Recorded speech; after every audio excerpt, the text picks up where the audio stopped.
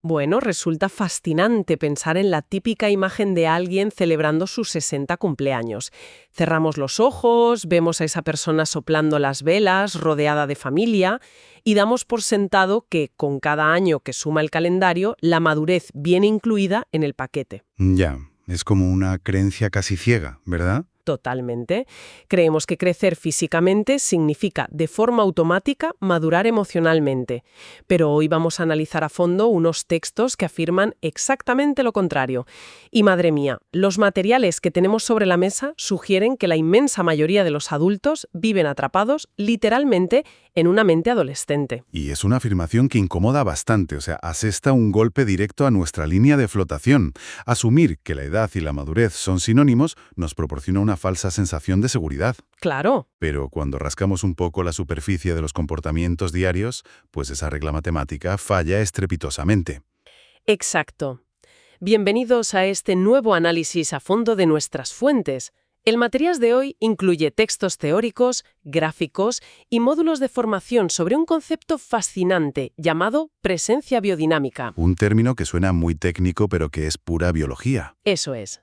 Y la premisa es que podemos tener 40, 50 u 80 años y seguir reaccionando al mundo como si tuviéramos 14. Hablamos de dinámicas donde nos pasamos la vida mendigando aprobación, reaccionando en piloto automático y culpando al mundo. Lo cual, claro, genera un nivel de sufrimiento crónico brutal.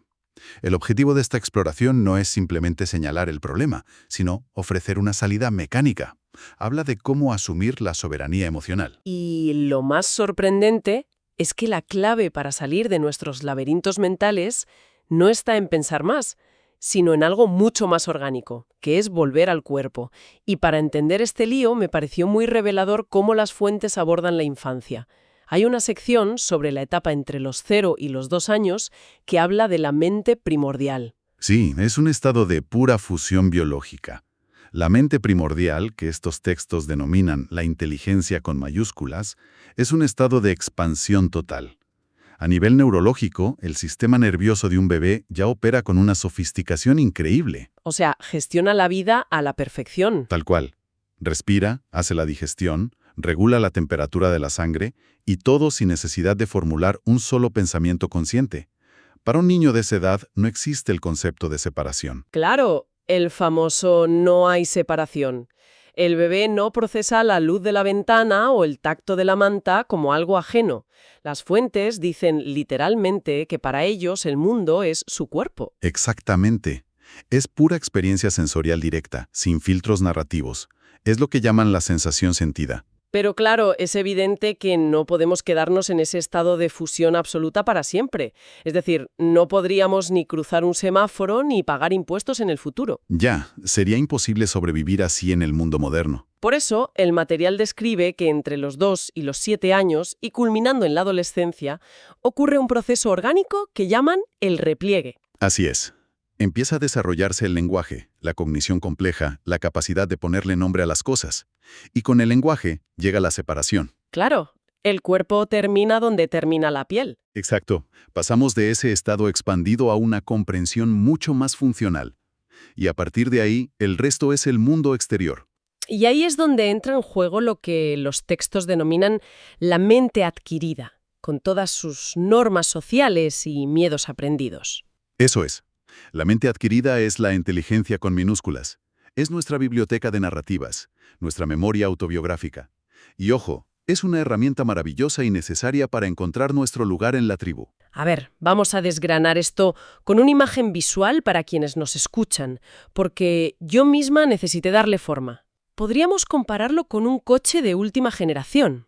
¿Me gusta por dónde vas? O sea, la mente primordial sería el motor central y el sistema operativo maestro, ese que trabaja en la sombra, asegurándose de que los frenos respondan y la batería se recargue. Una inteligencia que no necesita órdenes. Y la mente adquirida sería el navegador GPS brillante del salpicadero que te dice si hay un atasco más adelante. Es una analogía magnífica, fíjate, porque ilustra perfectamente dónde reside la raíz del sufrimiento humano. El problema no es tener ese GPS. Claro, el problema es que el GPS se vuelve loco. Tal cual. Lo fascinante aquí es que el problema surge cuando ese GPS cobra vida propia, toma el control absoluto del vehículo y se cree que es el conductor y el motor a la vez. Empieza a dar órdenes ignorando si el depósito no tiene gasolina o si el motor echa humo negro. Y esa desconexión de la realidad física es lo que nos encierra en el pensamiento. Efectivamente, abandonamos el cuerpo físico, que es el único lugar donde la vida ocurre en tiempo real, y empezamos a interpretar la realidad basándonos solo en memorias del pasado. Y si ese GPS interno toma el mando, es lógico que nuestras relaciones sean un caos. Esto nos lleva a una parte de los módulos que es durísima de leer. Hablan de cómo esta estructura perpetúa lo que llaman mendigar amor. Es un patrón de supervivencia de manual. Las fuentes señalan que, si de pequeños no fuimos vistos de manera auténtica, el cerebro desarrolla estrategias urgentes. Un niño aprende rápido que si se porta de manera hipercomplaciente recibe atención. O aprende que portarse mal y romper cosas también funciona, porque una riña es mejor que la invisibilidad. Claro, cualquier atención es registrada como conexión, y el niño confunde esa atención con el amor real. Y el drama es que crecemos, cumplimos 40 años y seguimos aplicando tácticas de un niño de 5 años, mendigando aprobación. Y esto explica lo que dicen los textos sobre que la pareja funciona como un espejo perfecto. Sí, las relaciones son campos de maduración. Buscamos en el otro lo que necesitamos integrar. Por eso repetimos tantas dinámicas. Ocurre ese famoso salto cuántico, ¿no? Cuando uno madura orgánicamente, de repente miras a tu pareja y sientes que ya no es la persona de la que te enamoraste. Pero en realidad el otro no ha cambiado nada. Exacto. Es tu propia mirada la que ha madurado y ha dejado de exigirle a la pareja que supla carencias infantiles. Bueno, aquí es donde se pone muy interesante el tema. Voy a hacer de abogado del diablo. Siempre nos han vendido en el cine que el amor incondicional suena a frases como «daría mi vida por ti siempre que cumplas mis expectativas». Ya, el típico amor romántico. Claro, si aplicamos la lupa de estos textos, estamos diciendo que eso es pura manipulación adolescente. Pues sí, es una distinción crucial. Amar con condiciones, eso de «te quiero si reaccionas como yo espero», es puro control de la mente adquirida. El amor incondicional real es permitir que el otro exista en su totalidad. Dejarle ser soberano. Y si vemos esto en las familias, el material menciona el bucle del linaje. Es brutal. Habla de la abuela que intenta hacer de madre del nieto para compensar sus errores del pasado. El laberinto clásico. Y la verdadera madre termina maternando a su propia madre por no saber ocupar su lugar. Se enfada, le explica cómo debería comportarse y el linaje entero se atasca. Es un desperdicio de energía vital enorme. Y esto no es solo psicológico, hay un impacto biológico absoluto. Los módulos separan la realidad de primer orden de la de segundo orden. Exacto. La realidad de primer orden es física. Hace frío en la habitación, tu cuerpo tiembla, te pones un abrigo y el ciclo se cierra limpiamente. Pero la de segundo orden es puro teatro mental. Tal cual, son los pensamientos, las anticipaciones catastróficas, rencores de hace 10 años. Es una construcción exclusiva de la mente adquirida. Y el problema es que la amígdala no sabe distinguir ambas cosas. Ese es el gran error de diseño. Para el cuerpo no hay diferencia entre tener un tigre delante o recibir un correo electrónico del jefe. Ante el correo, la sangre viaja a las extremidades, se dispara el cortisol, te preparas para luchar o huir. Pero claro, como es un correo, no te lías a puñetazos con el ordenador. Y entonces toda esa química se queda atrapada en la musculatura. Exactamente. Genera tensión, bucles de ansiedad y al final enfermedad. Nos enfermamos por luchar contra amenazas irreales. Sabiendo todo esto, que vivimos en quejas adolescentes, los textos dicen que la cura es tomar nuestro poder personal. Pero, ¿qué significa esto en la práctica? Pues empieza por asumir las consecuencias de nuestras decisiones, sin buscar culpables. Decir, tomo esta decisión y si me estrello, lo asumo. Es liberar a los padres, a los jefes, a los políticos. Liberar a los padres es clave para que ellos también puedan crecer. Pero hay otra cara de la moneda que me dejó helada. Tomar el poder también exige no arrelatarle el poder a los demás. Es un signo de madurez fundamental. Dejar de dar consejos no solicitados. Sí. El texto revela un dato impactante. Cuando alguien nos cuenta un problema y le damos una solución rápida, no lo hacemos por generosidad. Para nada. Lo hacemos por nuestra propia incapacidad de soportar la incomodidad física que nos genera su relato en el cuerpo. Es un mecanismo de defensa egoísta. Nuestras neuronas espejo se activan, sentimos angustia y la mente adquirida quiere apagarla. Le damos una receta de 5 pasos para que se calle y nosotros dejemos de sentir tensión. ¡Qué brutalidad! ¡Madre mía! Y partimos de una arrogancia tremenda, porque ni siquiera sabemos qué nos hace felices a nosotros, que es el mito del descapotable rojo que cuentan las fuentes. Ah, un ejemplo perfecto de cómo nos autoengañamos. La mente te dice que serás feliz cuando tengas ese coche. Trabajas años, lo compras, te subes, sientes el viento y de repente sientes un vacío enorme y piensas, pues este no era el tono de rojo que quería. Porque la mente solo sabe buscar en el archivo del pasado. No tiene ni idea de qué necesitamos hoy de la vida. Entonces, ¿qué significa todo esto? ¿Qué es la empatía real?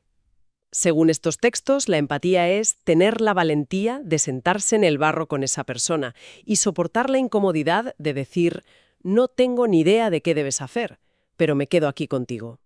Si conectamos esto con la visión general, esa simple actitud le devuelve la soberanía al otro.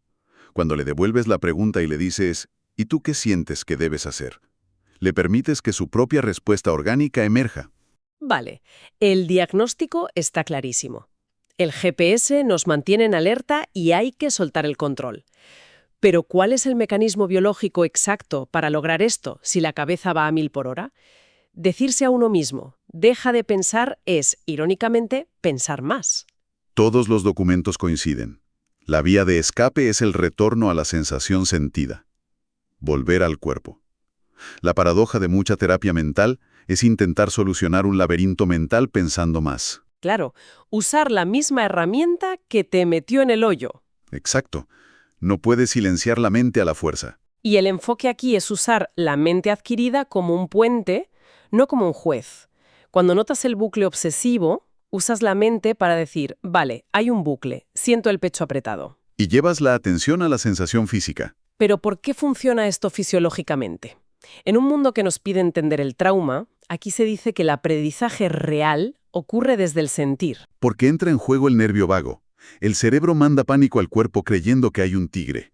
Pero si haces una pausa, observas la tensión sin juzgar el frío o el calor, el cerebro monitorea los sensores del cuerpo. O sea, el cuerpo le dice al cerebro que está tranquilamente sentado, no huyendo de nada. Tal cual. El nervio vago envía una señal diciendo, oye, falsa alarma. Y el cerebro desactiva la química del estrés. El cuerpo siempre intenta ayudarnos. Los síntomas son solo acciones inhibidas por el miedo al qué dirán. Es tremendamente contracultural. Si alguien de nuestra audiencia siente estrés crónico hoy mismo, ¿cómo aplica esto? Haciendo una pausa. No hay que arreglar la emoción. Se trata de sentir el contacto con la silla, notar la presión y no juzgar. Simplemente dar espacio a la realidad de primer orden, para que el ciclo de carga y descarga de energía se complete. Es fascinante. Para sintetizar este viaje a quienes nos escuchan, la madurez real no es acumular datos ni cumplir años, es recuperar la expansión absoluta que teníamos de niños, pero ahora siendo conscientes de ella. Habitar el cuerpo y responsabilizarse sin excusas. Y soltar el control sobre la vida de los demás, por supuesto. Pero antes de terminar, hay un pensamiento final de las fuentes que invita a una reflexión muy profunda. Nuestra sociedad de la mente adquirida y la productividad castiga a quienes no producen. Sí, es una crítica muy dura y necesaria. Y mencionan el tema de las residencias de ancianos, los geriátricos. Están llenas de personas mayores que hemos aparcado allí, sacándolas de la sociedad. Históricamente, en culturas más sabias, los mayores no eran un estorbo. Al no tener la presión productiva, eran quienes habían alcanzado esa expansión madura. Eran los días emocionales. Y eso nos deja con esta pregunta en el aire. ¿Qué nos estamos perdiendo como cultura al arrinconar a las únicas personas que, biológicamente, deberían estar enseñándonos a danzar con la vida desde el cuerpo y no desde el estrés de la mente funcional? Es algo para reflexionar seriamente, desde luego. Absolutamente. Así que invitamos a la gente que nos acompaña hoy a que simplemente sientan su propia respiración un momento antes de pasar a su siguiente actividad. Muchas gracias por acompañarnos y hasta la próxima exploración.